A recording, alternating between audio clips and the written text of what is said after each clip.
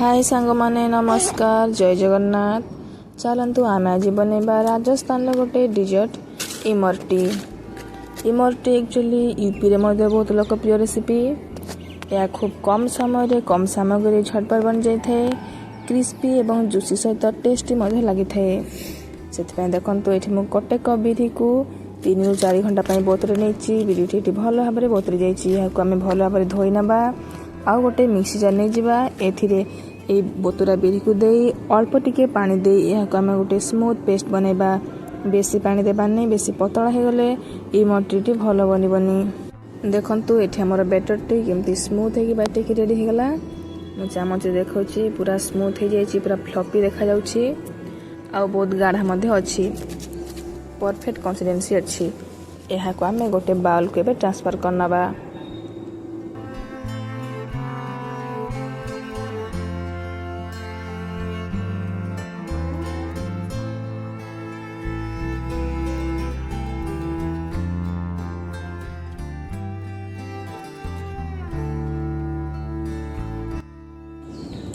एबे आम अधा चामच हलदी को देदेबा। इमरटी टे भल कलर आने आपण मैंने चाहिए फूड कलर यूज करेंगे। इमरटी एक्चुअली ऑरेंज कलर रे बहुत सुंदर देखा जाए। एबे आम को भल भाव में फेंटी नवा टिके फ्लफी होगा पर्यंत। तापर आम इमरटी बनाया देखो ये मुझे देसी जुगाड़ करी गोटे पॉलिथिन नहीं जाइए। आम साइड टे कट कर नवा और भितर आम ऑयल ग्रीस करके भितर आम बैटर को देवा। आपण मान पाखे जब पाइपिंग बैग अच्छी ताले इमरटी बहुत बढ़िया सुंदर डिजाइन दे हम। एक्चुअली पॉलिथिन टिके सेप गड़बड़ हो किंतु मो पाखे जेहेतु पाइपिंग बैग नाला मुझे देसी जुगाड़ करी। देखो मुझे ट्राए करुँच भल भाव में पड़ू कि नहीं। भल भाव तो पड़ू, बाकी दुकान पर सेप दे होनी सुंदर देखा जाऊनी एते। एपटे तो आमर सब जिन रेडी होगा। एबे चलते आम सीरा को बनैबा। से देखो गैस अन गोटे पेन बसई नहीं। आम अध कप चीनी को देदेबा। आ चीनी टिके मेल्ट हो गला परे आम अध कप पानी को देदेबा। चीनी मेल्ट करिवार कारण होचे टिके कलर भल आसीबो। आ इमरटी रे टिके कलर चेंज हो कारण मु फूड कलर यूज करनी से एमती देसी जुगाड़ कलर करुच्ची। चीनी मेल्ट हो गला परे या फुटे छाड़देबा। सीरा को बेसी गाढ़ा करवा दरकार नहीं, तार आसा पर्यंत वेट करवा दरकार नहीं। टिके चिपचिपा हो गला माने सीरा परफेक्टली रेडी हो गला। सीरा एपटे साइड करदेबा। तापर आम तेल बसे तेल गरम करनबा। तेल गरम होला देखो आम यही प्रकार सेप देकी आम इमरटी गुड़ाक बनैबा।